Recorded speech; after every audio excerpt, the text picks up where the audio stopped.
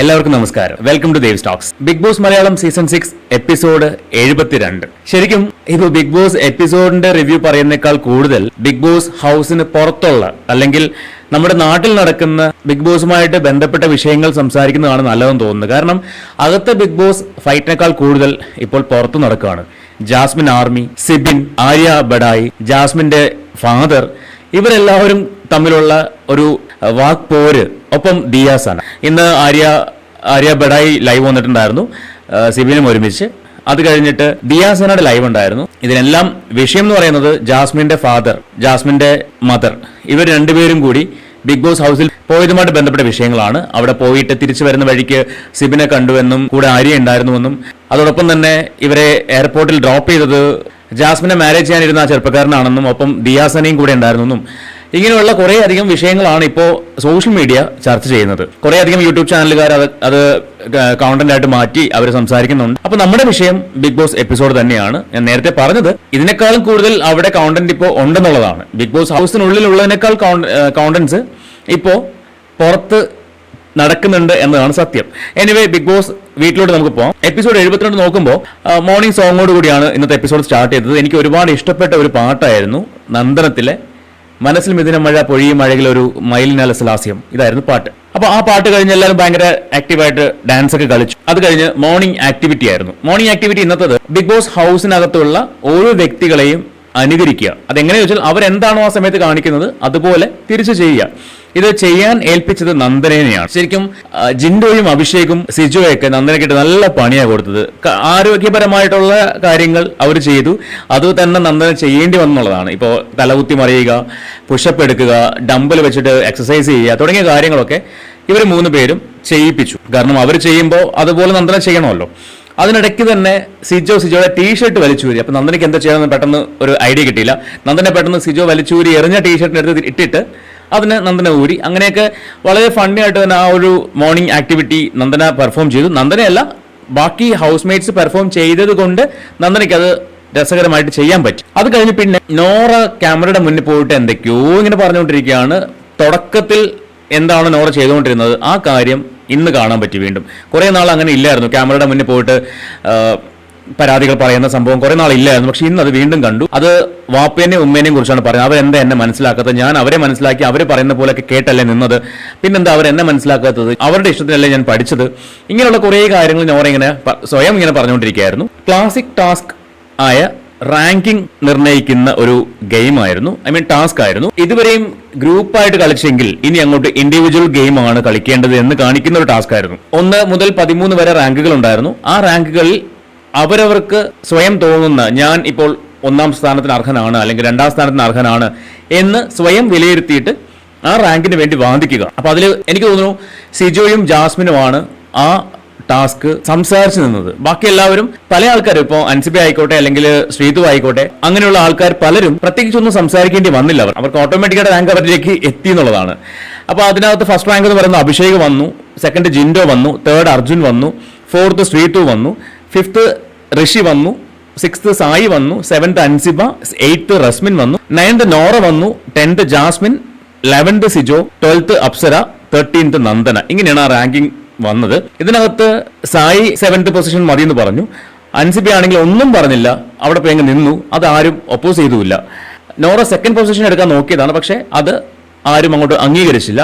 അതുപോലെ Resmin 4th position എടുക്കാൻ നോക്കി.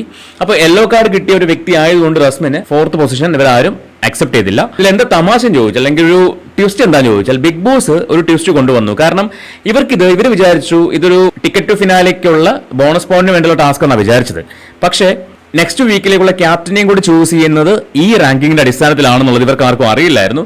അതുകൊണ്ട് ഇവർ പലരും ഗെയിം അറിയാണ്ട് കളിച്ചതുപോലെ ഫീൽ ചെയ്തു.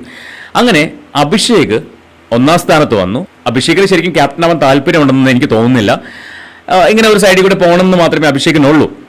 പക്ഷേ 1ാം സ്ഥാനത്ത് വന്നതുകൊണ്ട് നെക്സ്റ്റ് വീക്കിലെ ക്യാപ്റ്റനായിട്ട് അഭിഷേകിനെ ബിഗ് ബോസ് അനൗൺസ് ചെയ്തു. എന്നിട്ട് കൺഗ്രാജുലേഷൻസ് ഒക്കെ പറഞ്ഞു. അത് കേട്ടപ്പോൾ തന്നെ അഭിഷേകിനെ കിളിപ്പോയി. ദൈവമേ, ഞാൻ ക്യാപ്റ്റനോ? ഒട്ടും പ്രതീക്ഷിക്കാണ്ട് അഭിഷേകിന് വന്ന ഒരു ഭാഗ്യം എന്ന് വേണമെങ്കിൽ പറയാം ഈ ക്യാപ്റ്റൻസി. അപ്പൊ അങ്ങനെ അഭിഷേകിനെ ക്യാപ്റ്റനായിട്ട് തിരഞ്ഞെടുത്തു. ഒപ്പം കഴിഞ്ഞ വീക്കിലെ ക്യാപ്റ്റനായ നന്ദനെ കൊണ്ട് അഭിഷേകിന് ക്യാപ്റ്റൻസി ബാഡ്ജ് ധരിപ്പിച്ചു. പിന്നെ ഈ ഒരു ടാസ്കിനിടയ്ക്ക് തന്നെ ജിൻഡോ ഒന്നാം സ്ഥാനത്തിന് വേണ്ടി ആദ്യം ശ്രമിച്ചു. അപ്പോൾ അത് പറ്റില്ല എന്ന് മനസ്സിലായപ്പോൾ നേരെ രണ്ടാം സ്ഥാനത്തിലേക്ക് വന്നു. രണ്ടാം സ്ഥാനത്തിന് വേണ്ടി ശ്രമിച്ചപ്പോൾ അവിടെ നോറ രണ്ടാം സ്ഥാനത്തിന് വേണ്ടി നിൽക്കുന്നുണ്ടായിരുന്നു. എല്ലാവരും, റസ്മിൻ ആയിക്കോട്ടെ, ജാസ്മിൻ ആയിക്കോട്ടെ, സിജോ ആയിക്കോട്ടെ, ഇവരെല്ലാവരും ജിൻഡോക്കെതിരെ ഒറ്റക്കെട്ടായിട്ട് നിന്ന് തിരിച്ച് ഫൈറ്റ് ചെയ്തു. പക്ഷേ അവിടെ ഒന്നാം സ്ഥാനത്തിന് വേണ്ടി ജിൻഡോ ആവശ്യപ്പെട്ടപ്പോഴാണ് ഈ ഒരു ഫൈറ്റ് വന്നത്. അതിനുശേഷം ജിൻഡോ നേരെ രണ്ടാം പൊസിഷനിൽ വന്നു. പക്ഷേ അധികം ആരും സപ്പോർട്ട് ചെയ്യുമെന്ന് ഞാൻ വിചാരിച്ചില്ല. എന്നാൽ നോറയെക്കാളും കൂടുതൽ സപ്പോർട്ട് അവിടെ ജിൻഡോയ്ക്ക് കിട്ടി എന്നുള്ളതാണ്. ജിൻഡോയ്ക്ക് സപ്പോർട്ട് കൂടുതൽ കണ്ടപ്പോൾ തന്നെ ജാസ്മിനോട് ഡയലോഗ് അടിച്ചു. എടാ പഹയന്മാരെ എന്ന ലെവലിലൊരു ഡയലോഗ് ജാസ്മിൻ അടിച്ചു. ജാസ്മിന് ഒട്ടും ഇഷ്ടമല്ല ജിൻഡോ എന്നുള്ള കാര്യം നമ്മൾ കഴിഞ്ഞ ദിവസം സംസാരിച്ചതാണ്. ജാസ്മിനും റസ്മിനും ഒരുപോലെ വെറുക്കുന്ന ഒരു വ്യക്തിയാണ് ജിൻഡോ. അതുപോലെ തന്നെ ഇന്ന് ജിൻഡോക്കെതിരെ സംസാരിക്കാൻ നോറയ്ക്ക് ശബ്ദമുണ്ട്, വേറെ ആർക്കെതിരെയും സംസാരിക്കാൻ നോറയ്ക്ക് ശബ്ദം ഇല്ല. ഇതാണ് സത്യം. അപ്പോൾ കമ്പാരിറ്റീവ്ലി നോക്കുമ്പോൾ നോറ സംസാരിക്കാറില്ലെന്നല്ല, പക്ഷേ ഈ ഒരു വ്യക്തിക്കെതിരെ വരുമ്പോഴാണ് നോറയ്ക്ക് ശബ്ദം കൂടുന്നതും നോറ ഭയങ്കരമായിട്ട് റിയാക്ട് ചെയ്യുന്നതും നമ്മൾ കണ്ടുവരുന്നത്. അപ്പൊ അങ്ങനെയാണ് ഇന്നത്തെ റാങ്കിങ് വന്നത്. അത് കഴിഞ്ഞിട്ട് പിന്നെ നോറയുടെ പരാതി വീണ്ടും. നോറയ്ക്ക് ടാസ്കായിട്ട് കാണാൻ ഈ കുട്ടി ഇതുവരെ പഠിച്ചിട്ടില്ല, എന്നെ സംസാരിക്കാൻ സമ്മതിച്ചില്ല, എന്തിനാണ് എന്നോട് എല്ലാവരും ഇങ്ങനെ പെരുമാറുന്നത് എന്നും പറഞ്ഞിട്ട് അങ്ങോട്ട് പരാതി ഋഷിയുടെ ഒക്കെ മുന്നിൽ സംസാരിച്ചു. അപ്പൊ ഋഷി പറഞ്ഞു, ടാസ്ക് അല്ലേ, അത് കഴിഞ്ഞല്ലേ, അത് വിട്, അതിനെ ടാസ്കായിട്ട് കാണും. അങ്ങനെയല്ല ഋഷി, അത് അങ്ങനെയല്ല, ഇങ്ങനെയാണ്. പിന്നെ അങ്ങോട്ട് വാദിക്കുകയാണ്. അപ്പൊ അങ്ങനെ ഒരു സീൻ കാണിച്ചു. അതിനുശേഷം കണ്ടത് നന്ദന സായിയോടും സിജയോടും പിണങ്ങി കിടക്കുന്ന ഒരു രംഗമാണ്. അപ്പോൾ സായിയും സിജോയും നന്ദനയുടെ അടുത്ത് വരുന്നു. മിണ്ടത്തില്ലേ ചോദിക്കുമ്പോൾ മിണ്ടത്തില്ല. ആരോടും മിണ്ടത്തില്ല, രണ്ടുപേരുടെ മിണ്ടത്തില്ല. അതിൽ ആരുടെ ഏറ്റവും കൂടുതൽ പിണക്കം? രണ്ടുപേരുടെ പിണക്കമാണ്. ഞാനൊരു മത്തങ്ങി മുറിച്ചാൽ അത് ഒരുപോലെ ഉണ്ടാവും എന്നൊക്കെ പറഞ്ഞിട്ടാണ് നന്ദന കമ്പയർ ചെയ്യുന്നത്. അങ്ങനെ ഇവർ രണ്ടുപേരും അവിടെ എഴുന്നേറ്റ് പോകുന്നുണ്ട്. നന്ദനയ്ക്ക് ദേഷ്യം വരുന്നു. സായി ബോഡിയിൽ വാട്ടർ ബോട്ടിൽ കൊണ്ട് ടച്ച് ചെയ്തപ്പോൾ നന്ദനയ്ക്ക് ദേഷ്യം വരുന്നു. അപ്പൊ ഇന്നലെ വരില്ലാത്ത ദേഷ്യമാണ് ഇന്ന് ഉണ്ടാവുന്നത്. പിന്നെ അങ്ങോട്ട് ഇൻഡിവിജ്വൽ ഗെയിം ആകുമ്പോഴേക്കും എന്തായാലും ഈ പറയുന്ന സൗഹൃദങ്ങളൊക്കെ പൊട്ടിപ്പാളീസാവും തോന്നുന്നുണ്ട്. പിന്നെ അഭിഷേകിന് ഒന്നാം സ്ഥാനം നിൽക്കാൻ യോഗ്യതയില്ല എന്ന് ജാസ്മിൻ അഭിഷേകിനോട് പറയാണ്. അഭിഷേകിന്റെ ഇപ്പോഴത്തെ സിറ്റുവേഷനിൽ അഭിഷേകിന് ഒന്നാം സ്ഥാനം നിൽക്കാൻ യോഗ്യതയില്ല എന്ന് ജാസ്മിൻ തുറന്നടിച്ച് അഭിഷേകിനോട് പറയുന്നു. അപ്പൊ അഭിഷേക് തിരിച്ചു പറഞ്ഞു, ജാസ്മിൻ പറയുന്നത് ജാസ്മിന്റെ ശരികളായിരിക്കും. അതെ, ഞാൻ പറയുന്നത് എന്റെ ശരികളാണ്. തിരിച്ചൊരു കൗണ്ടർ അഭിഷേക് പറഞ്ഞു. ജാസ്മിന്റെ ശരികൾ എല്ലായ്പ്പോഴും ശരികളായിരുന്നോ എന്നൊരു ചോദ്യം ചോദിച്ചു. ജാസ്മിൻ ചെയ്തത് മുഴുവൻ തെറ്റുകളല്ലായിരുന്നോ? പറഞ്ഞു, ഞാൻ ചെയ്തത് തെറ്റുകൾ മാത്രമേ ചെയ്തു എന്ന് പറയാൻ പറ്റില്ല, ഞാൻ ശരികളും ചെയ്തിട്ടുണ്ട്. ജാസ്മിൻ ചെയ്തത് മുഴുവൻ തെറ്റുകൾ തന്നെയായിരുന്നു എന്ന് അഭിഷേക് തിരിച്ച് കൗണ്ടർ അടിക്കുകയാണ്. അങ്ങനെ തെറ്റുകൾ ചെയ്യുന്ന ഒരാളുടെ വാക്കുകൾക്ക് വാല്യൂ കൊടുക്കാൻ എനിക്ക് താല്പര്യമില്ല എന്ന് പറഞ്ഞിട്ട് അഭിഷേക് ആ ഡയലോഗ് അങ്ങ് അവസാനിപ്പിച്ചു. അപ്പോ ജാസ്മിൻ എന്ത് യോഗ്യതയുണ്ട് ഒന്നാം സ്ഥാനം അഭിഷേകിന് കിട്ടാൻ അർഹനല്ല എന്ന് പറയാനായിട്ട്? അഭിഷേകിന് അർഹതയുണ്ടോ ഇല്ലയോ എന്നുള്ളത് സെക്കൻഡറി ആണ്. പക്ഷേ അത് ഇല്ല എന്ന് പറയുന്ന എന്ത് യോഗ്യതയാണ് ജാസ്മിൻ ഉള്ളത്? ജാസ്മിൻ തന്നെ പറയുന്നുണ്ട്, ആ ടാസ്ക് നടന്ന സമയത്ത് ജാസ്മിൻ തന്നെ പറയുന്നുണ്ടായിരുന്നു, എനിക്ക് 5ാം സ്ഥാനം നിൽക്കാനേ ഇപ്പൊ യോഗ്യതയുള്ളൂ, സ്റ്റെപ്പ് ബൈ സ്റ്റെപ്പായിട്ട് പിന്നെ വരുമായിരിക്കും, പക്ഷെ ഇപ്പൊ എനിക്ക് 5ാം സ്ഥാനം നിൽക്കാനേ യോഗ്യതയുള്ളൂ എന്ന് പറഞ്ഞ ജാസ്മിന് 1ാം സ്ഥാനം കിട്ടിയ ആൾക്ക് ആ യോഗ്യത ഇല്ല എന്ന് പറയാൻ എന്ത് യോഗ്യതയുണ്ട്? അതാണ് എന്റെ ചോദ്യം. ഇനി അത് കഴിഞ്ഞിട്ട് ഒപ്പം തന്നെ ജാസ്മിനോട് അഭിഷേക് പറയുന്നുണ്ട്, എപ്പോഴും തെറ്റായ തീരുമാനങ്ങൾ മാത്രം എടുക്കുന്ന ഒരു വ്യക്തിയോട് അങ്ങനെയുള്ള വ്യക്തിയുടെ വാക്കുകൾ കേൾക്കാനോ അതിന് വാല്യൂ കൊടുക്കാനോ എനിക്ക് താല്പര്യമില്ല എന്ന് പറഞ്ഞാണ് ജാസ്മിൻ അവിടുന്ന് ഒഴിവാക്കുന്നത്. പിന്നെ ഈസ്റ്റേൺ സ്പോൺസർ ടാസ്ക് ആയിരുന്നു. ഹൗസ്മേറ്റ്സ് എല്ലാവരും കൂടി ക്യാപ്റ്റന് വിരുന്നൊരുക്കുക എന്നതായിരുന്നു ടാസ്ക്. ചിക്കൻ ഫ്രൈയും അതുപോലെ പാലട പ്രഥമനുമാണ് അവരുണ്ടാക്കിയത്. ക്യാപ്റ്റൻ തന്നെ 4 പേരെ അടങ്ങുന്ന ഒരു ടീമായിട്ട് ഡിവൈഡ് ചെയ്യുക. എന്നിട്ട് 4 പേരെ ക്യാപ്റ്റന്റെ കൂടെ വിരുന്നുകാരായിട്ട് ഇരുത്തുക. 4 പേരെ ഈ ഈസ്റ്റേൺ പ്രോഡക്റ്റിനെ കുറിച്ച് വിവരിക്കാൻ വേണ്ടി നിയമിക്കുക. അങ്ങനെ 4 8 12 പേരെ ഡിവൈഡ് ചെയ്തു. ഒപ്പം ക്യാപ്റ്റനും കൂടി ഇരുന്നിട്ടാണ് ആ ഒരു ഗെയിം ഷോ കംപ്ലീറ്റ് ചെയ്തത്. എനിക്ക് അവിടെ ഗബ്രി മിസ് ചെയ്തു. കാരണം ഒരു പ്രോഡക്റ്റിന്റെ ഈ സ്പോൺസർ ടാസ്കുകളിൽ ആ പ്രോഡക്റ്റിനെ കുറിച്ച് ഇത്രയും ഗംഭീരമായിട്ട് വിവരിക്കുക ഗബ്രി അതുപോലെ തന്നെ പൂജ, ഈ 2 പേര് കഴിഞ്ഞ് വേറെ ആരും ബിഗ് ബോസ് ഹൗസിൽ ഉണ്ടായിരുന്നുള്ളൂ. ആ ഒരു ടാസ്ക്, ആ ഒരു ഗെയിം വന്നപ്പോഴേക്കും എനിക്ക് ഗബ്രീനെയും അതുപോലെ തന്നെ പൂജയെയും മിസ് ചെയ്തു. ശരിക്കും അവരാണെങ്കിൽ ഇന്ന് റസ്മിനും അപ്സരയും കൂടിയാണ് ആ ഒരു ഈസ്റ്റേൺ പ്രോഡക്റ്റിനെ കുറിച്ച് എക്സ്പ്ലെയിൻ ചെയ്തത്. പക്ഷേ എനിക്ക് പ്രത്യേകിച്ചൊന്നും മനസ്സിലായില്ല. പിന്നെ അൻസിബയ്ക്ക് അറിയുന്ന പോലെയൊക്കെ സംസാരിച്ചു. അത് കുക്കിങ്ങിനിടെ കൂടെ സംസാരിച്ചത്. പക്ഷേ ഏൽപ്പിച്ചത് ഇവരെയായിരുന്നു, ഈ 4 പേര്. അത് റസ്മിനും അപ്സരയും ജിൻഡോയും സിജോയുമാണ് അവിടെ ഉണ്ടായിരുന്നത്. പക്ഷേ സിജോ അങ്ങനെ അധികം സംസാരിച്ചില്ല. സിജോ എന്തോ പറയുന്നത് കേട്ടു, ജിൻഡോ ഒന്നും സംസാരിച്ചില്ല. പക്ഷേ റസ്മിനും അപ്സരയും സംസാരിച്ചു. എനിക്ക് പ്രത്യേകിച്ചൊന്നും മനസ്സിലായില്ല. അതേസമയം പൂജയോ ഗബ്രിയോ ആയിരുന്നുവെങ്കിൽ കറക്റ്റ് ആ പോയിന്റ് ബൈ പോയിന്റ് ആയിട്ട് അവർ സംസാരിക്കുമായിരുന്നു.